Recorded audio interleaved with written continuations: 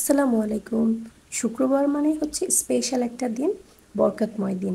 তো শুক্রবারে বাজার ঘাট সব কিছু করা থাকে, ঘোরাফেরা থাকে। চলুন তাহলে শুক্রবার দিনটা কিভাবে কাটালাম, কোথায় ঘুরতে গেলাম সেটাই শেয়ার করি। বাসা থেকে বের হয়ে গিয়েছি মেট্রো রেলে করে দিয়াবাড়ির দিকে যাব। এসেই দেখি শুক্রবারে নাকি মেট্রো রেল খোলা থাকে। 4টা বাজে আসার পরেও দেখছি এরকম ভিড়। একটা কাউন্টার খোলা, সেটা হচ্ছে অ্যানালগটা। সেখানে সবাই পারছে না টিকিট কাটতে, তো খুব কষ্ট করে একটা টিকিট পেলাম। এরপরে হচ্ছে আমরা উপরে চলে আসলাম দুইজন। দেন হচ্ছে এসে দেখি এখানে কোনো মেট্রো রেল নেই, মানুষ নেই। প্রায় আধা ঘন্টা 40 মিনিট দাঁড়ানোর পরে মেট্রো রেল আসলো, যেখানে 3:30টা থেকে মেট্রো রেল ছাড়ার কথা। অদ্ভুত ব্যাপার, শুধু মিরপুর থেকে দেখছি যে মতিঝিলের দিকে যাচ্ছে, কিন্তু মতিঝিলের ওদিক থেকে আর কোনো মেট্রো রেল আসতেছে না। আধা ঘন্টা 40 মিনিট দাঁড়ানোর পরে এই হলো মেট্রো রেলের অবস্থা। শুধু আমি সহ আরও 2জন উঠেছে, এছাড়া একটা লোক উঠতে পারেনি, কোনো রকম দাঁড়িয়ে আছি। যাক, এত কষ্টের পরেও বাইরে যখন তাকালাম তখন সূর্যটা এরকম ডুবো ডুবো অবস্থা। আর বাইরে থেকে কিন্তু দিয়াবাড়ি বা উত্তরার দিকটা দেখতে কিন্তু বেশ ভালো লাগে। ফার্স্টে যখন মেট্রো রেলটা চালু হয়েছিল তখন খুব স্বস্তি লাগছিল যে এখন উত্তরা যাওয়া খুব ইজি হয়ে যাবে, বা দিয়াবাড়িতে খুব সহজেই আমরা যেতে পারবো। আর মেট্রো রেলে ওঠার পরে এত সুন্দর দৃশ্য দেখার পরে মনটা আসলে জুড়িয়ে যেত। এখন আসলে মেট্রো রেলে করে যাতায়াত করাটাও খুব কষ্ট হয়ে গিয়েছে, যে এত কষ্ট করে উঠতে হয়। এর মধ্যেই চলে আসলাম আমরা দিয়াবাড়ি উত্তরা সেন্টারে। সেখান থেকে রিক্সা নিয়ে আসতে হবে দিয়াবাড়িতে, হয়তো 30 টাকা করে মেবি। তো আস্তে আস্তে দেখলাম কত সুন্দর ফুল, আসলে ফুলের থেকে সুন্দর মনে হয় কিছু হয় না। আমার ফুল খুবই পছন্দ,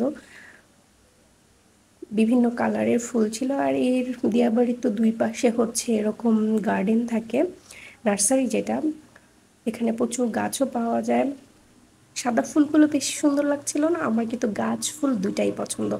এর মধ্যে এখানে দেখলাম, আগে যেটা দেখিনি, এখানে আসার পরে দেখলাম এখানে চুড়িও পাওয়া যাচ্ছে, খেলনাও পাওয়া যাচ্ছে। মানে আগে যেরকম দেখেছিলাম দিয়াবাড়ি, তার থেকে অনেক অনেক ডিফারেন্ট হয়ে গিয়েছে। এখন প্রচুর লোক হয়, আগে গেলে এইখানটা বেশ ভালোই লাগতো। আমার কাছে খুব ফেভারিট একটা জায়গা ছিল আমার।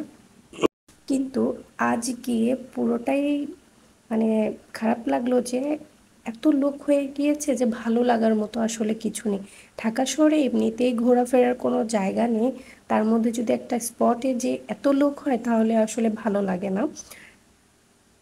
এরপরে এখানেই ছিল বউবাজার। বউবাজারে আমি এর আগেও গিয়েছিলাম, সেটা ছিল হচ্ছে গরুর হাটের পাশে। তো ওইখানে হাঁসের মাংস পাওয়া যেত, চাপড়ি পাওয়া যেত, চিতই পিঠা পাওয়া যেত, কিন্তু বাজারটা ভেঙে দিয়েছে। এটা বাম পাশ থেকে ডান পাশে চলে এসেছে বাজারটা। আর এখানে কিন্তু হিউজ পরিমাণে আপনি গ্রামের ক্ষেত থেকে তোলা টাটকা সবজি পাবেন, এমন কিছু নেই যে এখানে নেই। আমি দেখলাম যে কাঁকড়াও এখানে সেল করছে। সবজি তো ছিলই, শাক সবজি সব কিছু, কোনো কিছু নেই যে এখানে পাবেন না। কাঁচা কলা, পাকা কলা, পেয়ারা, জাম্বুরা, জলপাই দেখলাম, তেঁতুল দেখলাম। এখানে দেখেন কলা গাছের ধরো বিক্রি করছে, অনেক কিছু আছে। আমি চাচ্ছিলাম যে সবজি কিছু কিনে নিয়ে যাব, কিন্তু মেট্রো রেলে আবার এগুলো নিয়ে যাওয়া যায় কিনা, আমি আবার মেট্রো রেলেই ব্যাক করবো চিন্তা করেছিলাম। এর জন্য আর কেনা হলো না।